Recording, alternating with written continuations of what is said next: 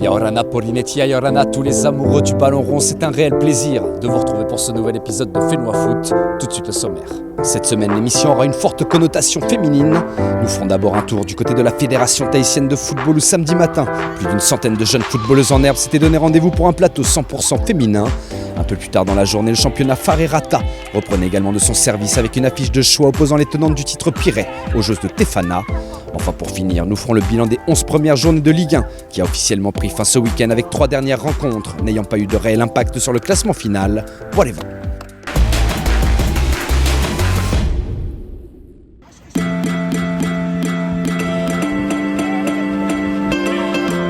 C'était Amorani, c'était Edida, c'était Marema, c'était Verani. Et moi c'est Henry Hau. Ok, alors ici nous avons Rani Hay. Là on a Novey et là Toimata. Et les deux autres ils sont en train de faire arbitre. Regroupées pour la seconde fois de l'année sur le synthétique de la Fédération tahitienne de football, les joueuses du plateau jeune 100% féminin ont été reçues en grande pompe. C'est notre deuxième journée à la FTF. Du coup, de ce côté, nous avons les matchs et à droite, nous avons les ateliers qui permettent au club en fait, de ne pas avoir des temps morts et d'être toujours en activité. Soutenu par les plus grandes instances internationales, le football féminin est à Tahiti en constante progression, aussi bien en nombre de joueuses que d'équipes engagées. Un développement tellement express que de nouvelles problématiques sont sorties de terre. Le peu de nombre en compétition chez les filles et il fallait répondre aussi à une problématique en senior. Et en fait, de ce projet-là, on a du coup modifié quelques catégories d'âge qui nous permettent aujourd'hui d'avoir un nombre de joueuses un peu plus conséquentes par plateau et aussi un nombre de clubs qui essaient de structurer un peu plus leur catégorie féminine. Le niveau se rééquilibre, ça donne l'envie encore aux autres filles de progresser dans le foot. Quand ils voient qu'ils ont maintenant une catégorie seulement pour les filles. Samedi matin au centre technique, 3 catégories d'âge étaient représentées. Les U9, U11 et U14, autant dire que la relève est assurée. On a du vivier, mais il faut aller chercher, il faut un peu les booster. Et moi aussi, je fais un appel à toutes les filles qui désirent jouer au foot. Inscrivez-vous, n'ayez pas peur, c'est pas que du foot pour les hommes, pour les garçons. J'ai fait beaucoup de sport, mais il n'y a que celui-là qui m'a... Il y a une raison particulière ? Non, je sais pas. J'aime bien. J'aime bien le football parce que j'aime bien courir, parce que j'aime bien être gardienne et tirer. Il y en a des filles qui pratiquent, ça fait 3 ans déjà. Donc c'est magnifique. Il n'y a plus qu'à aller plus loin et bien continuer. C'est surtout aussi que les parents, il faut qu'ils participent dans leurs gestes, de pousser leurs enfants à vouloir faire du foot. Et justement, hier matin, autour du rectangle vert, de nombreux parents étaient présents. C'est rassurant en tout cas pour les enfants. Nos enfants, oui, ça les rassure et puis ils sont contents de nous voir aussi les encourager tous les samedis. Elle ne veut pas manquer un jour. Ils ont besoin d'être soutenus et d'être valorisés aussi. Et puis voilà, rien que de nous entendre les soutenir, ça les encourage quoi. Très fiers d'eux, j'espère qu'ils vont continuer jusqu'à la fin et je les encourage. J'encourage aussi les autres parents de Papenou, continuer d'emmener leurs enfants. Le club a besoin. Tout ça, c'est grâce aussi à eux que le club a pu se monter encore cette année. Je les remercie beaucoup. L'objectif, c'est d'emmener ces filles-là justement à continuer le foot. Ça, c'est notre premier objectif, qu'elles prennent du plaisir sur ce genre de festival de plateau. Il n'y a pas de contraintes, il n'y a pas de compétition. Elles sont là que pour le plaisir. Et c'est effectivement d'emmener ces jeunes-là en U17 déjà dans un premier temps, qui est la première catégorie en compétition. Puis derrière, en D1, Farerata, qui est notre championnat entre guillemets vitrine pour le foot féminin. Plébiscité par ses pairs, les plateaux 100% féminins inondent les terrains de foot.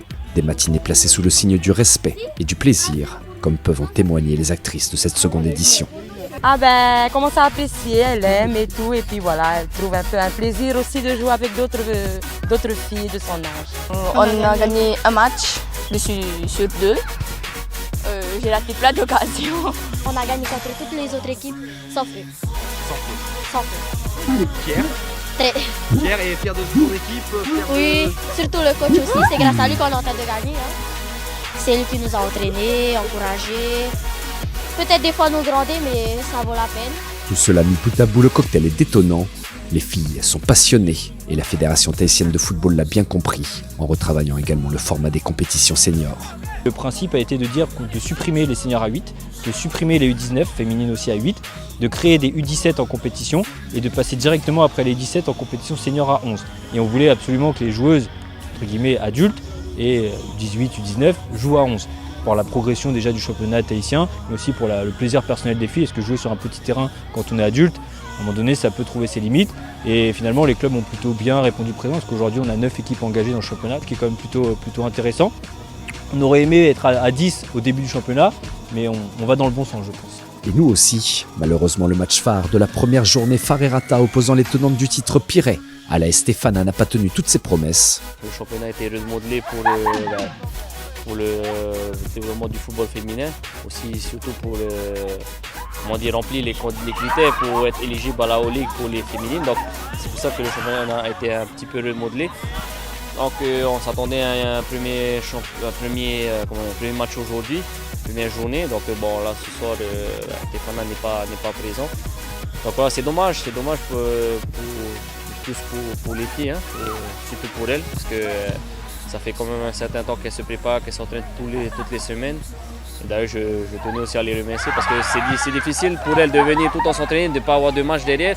Mais malgré ça, comme tu le vois, elles sont nombreuses quand même à venir.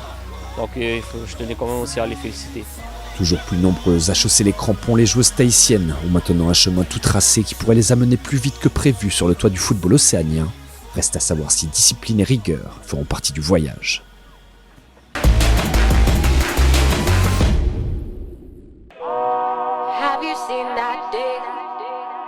En Ligue 1 ce week-end, 3 derniers matchs restaient à disputer pour clôturer officiellement la première partie de saison. Vendredi soir face à l'Olympique Maïna, bon dernier du championnat, l'AS Central Sport s'est vu attribuer les 4 points de la victoire. Samedi devant son public, Temanava a confirmé pourquoi le club de l'Île-Sœur a sa place dans le top 6 en chipant dans les tout derniers instants de la rencontre la victoire au Tayarapu Football Club. Enfin même son de cloche pour Punaru qui est le dernier club à intégrer les playoffs après son succès 4-1 face à Excelsior. À notre micro, Raymana Buluk, très enthousiaste à l'idée de participer au round final. Oui, belle performance, oui, c'était un des objectifs justement, de finir parmi les playoffs. Maintenant on va travailler pour, pourquoi pas faire les troubles fêtes parmi les cadeaux. Donc on va continuer à travailler et puis de jouer de gros matchs, ça permet de travailler pour l'avenir du club. D'ici 2-3 ans avec les jeunes qui sont là, les recrues qui arrivent. Donc on continue et puis Punaru est là. À partir du 18 février prochain, les 6 meilleurs clubs de Polynésie se livreront un combat de tous les instants pour savoir lequel d'entre eux terminera champion. Parmi les équipes engagées, on retrouve bien sûr le gratin du football local, avec l'AS Dragon, Vénus et Pirée. Mais attention, ces 3 clubs auront fort à faire face aux 3 autres outsiders à la course au titre, à savoir Tefana, Temanava et Punaru. A noter que la période de démission et mutation n'est pas encore totalement bouclée. De grosses surprises sont à prévoir. Concernant maintenant la seconde partie de tableau, ces 6 équipes se livreront une bataille tout aussi féroce, mais l'objectif ne sera pas le même. Central Sport, Pueu, TFC JT, Excelsior et l'OM n'auront qu'un seul mot d'ordre, éviter la relégation. Le calendrier complet de la seconde partie de saison est à retrouver sur le site de la Fédération tahitienne de football, www.ftf.pf.